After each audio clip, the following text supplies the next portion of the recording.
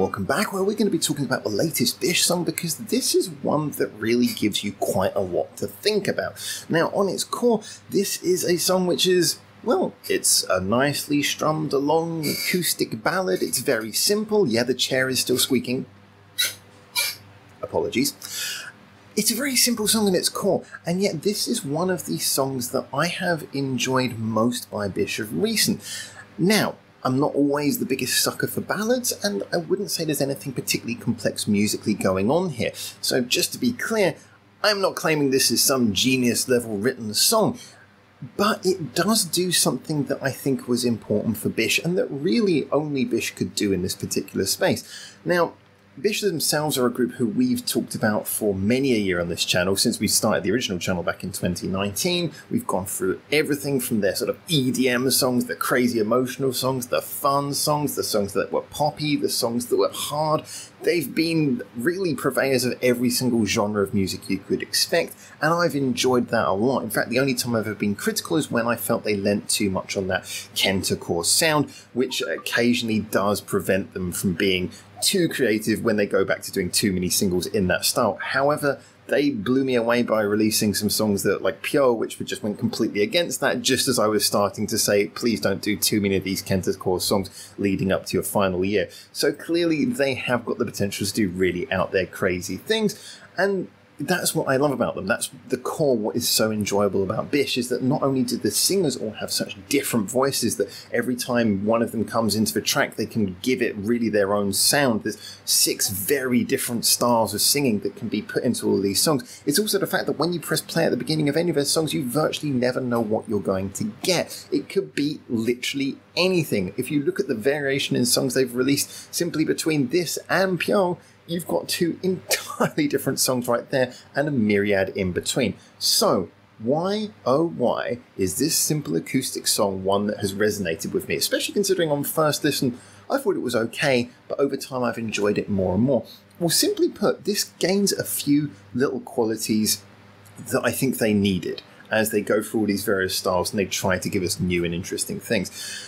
This calls back to something that I only remember really hearing in Life is Beautiful before, which is that it's a gentle ballad song, but with so much stripped away that really you get a chance to actually hear those 6 voices. It's not that the 6 voices themselves are trying to add their own spin on what's going on there. They just feel like they're singing very much from the heart. Each singer is kind of allowed to almost talk to the audience. I've said this before, there is a certain style of singing where it borders somewhere between singing and just communicating directly. There becomes a sort of personal feel to it.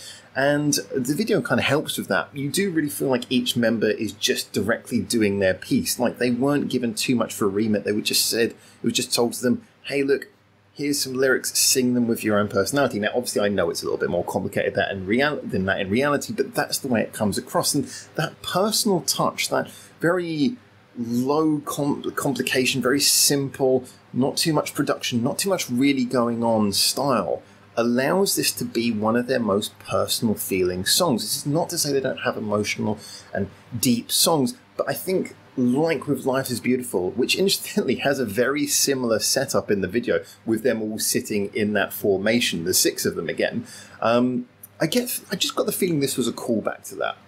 Someone, if you're a BiSH fan who knows all the behind the scenes stuff that I don't research in as much detail, maybe you can tell me if there is some truth to that, but this really feels like a callback to that song, however done in a very different way, whereas that song was more related to your sort of, I guess, piano, more traditional ballad sound. This is more of a acoustic ballad sound, but it works. There was just enough production in there to give it the thickness where it needed, and it was quite catchy as well. That's something I didn't pick up on the first listen, but the more I've listened to it to really sort of get in touch with the feeling of the song, the more I've actually enjoyed how much it does stick in your head over time. It is kind of a grower.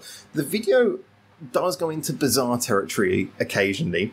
Dear old Momoko, hashtag no bias, walking around with the flower thing was occasionally a little bit comical, I've got to be honest, especially considering it appeared to be bigger than her, and I didn't quite get what they were getting at there, but it was nice when he had the final reveal of the drawing she'd been doing.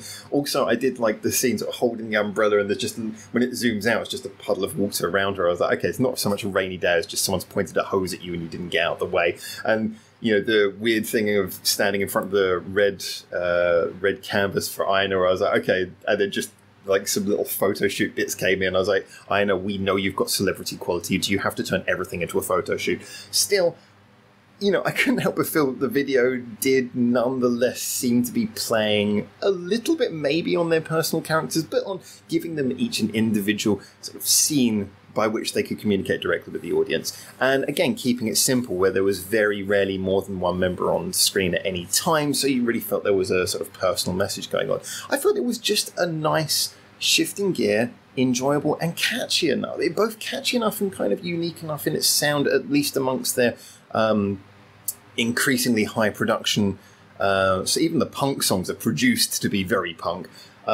Amongst that portfolio, it stood out as being something I felt quite nice, different, unassuming, easy, and just kind of there for you to take in. I was reminded a little bit, I guess you could say, of when Green Day, of all bands, did Time of Your Life, the acoustic song that they were quite famous for. Okay, the songs are very different, but it was that feeling that, okay, that's not what they do as a band as normal, and, you know, they have got variation in their songs, although nowhere near as much as BiSH, obviously, but it was nice to hear them do something which was much more stripped down, but still effective, and that's kind of how I feel this sits amongst the BiSH category of songs. So I enjoyed it. I fully encourage anyone who wants something just chilled out and heartfelt, but also with a little bit of production quality, to go check it out. You know, if you want something that's kind of got that acoustic vibe, but isn't just a sort of so stripped down, it's just someone sitting playing acoustic, you want it to have a little bit of sheen, this is a great song to go for. I thought it was a nice addition, and I'm glad to see them doing these little things that just sort of flesh out their sound, show how rounded they are